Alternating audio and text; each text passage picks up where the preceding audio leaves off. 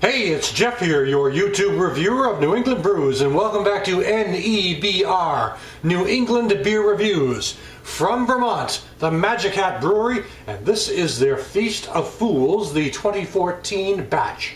Comes in with an alcohol by volume of 6.0% ABV. It is a raspberry stout. So, we're looking at something that should be dark and lots of fruity flavors. I've not had this before, this is new to me. So I'm looking forward to trying it out. It's a holiday beer, so it comes with a little tag. If you want to give this to your loved one, it says right on here you can put a little to and from. See that says to and from. So to you from me. So anyway, let's open this right up. It says to serve in a shaker glass. There you go. Let's pour it into this glass and check. Ooh, check out that raspberry, and I haven't even poured it yet. I'm getting lots of raspberry on this. So giving it a pour. I'm probably serving it around 50, maybe 45 to 50 degrees, I would bet. Somewhere in that ballpark. There you go. So, take a look at this. Well, the head dissipates pretty quickly.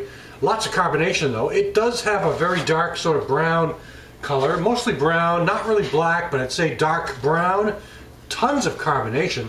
Not really leading up to a big head, but just a really bubbly. Take a look at the side of this Pete's Wicked Ale glass. It's got all these bubbles that are kind of clinging to the glass, so that shows there's a bit of a carbonation going on, and it's brown. So check out the aroma. Like I said, I picked up the raspberry when I first opened the bottle, and that's really what I'm getting here now. I mean, it's a very strong raspberry scent, just the hint of a dark malt or chocolate character. But the raspberry really sort of takes everything over. They brew this with 4 different malts, and the only hops they use are Apollo hops. So let's check out the taste. It's already died down the head.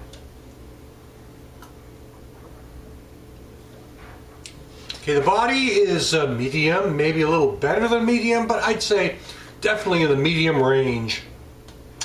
That raspberry, I'm a big fan of raspberry, I really am.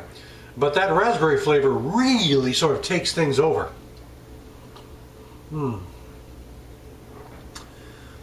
Just the vaguest hint of chocolate malts, but what you're getting is a raspberry. I mean, they call it a raspberry stout, so you're going to get raspberry. But in some respects, the raspberry is a bit overpowering. I mean, not that that's bad. I happen to be a raspberry fan. It's definitely got a smooth body to it, a smooth texture as well. I said medium body, but very smooth and creamy also. The slight bitter finale.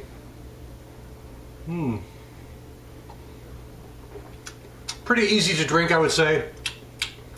And now, after a few sips, the chocolate seems to be picking up a little better. But the raspberry is really the leading ingredient here. But you're also picking up this sort of chocolate character as well. So it's like one of those Whitman's chocolate candies with a raspberry inside. I mean, that makes sense for the holiday season. If it's something you like, well, you might like this beer. There's a slight bitterness going on here just at the end. It doesn't linger long, but it does have a slight hop bitterness going on.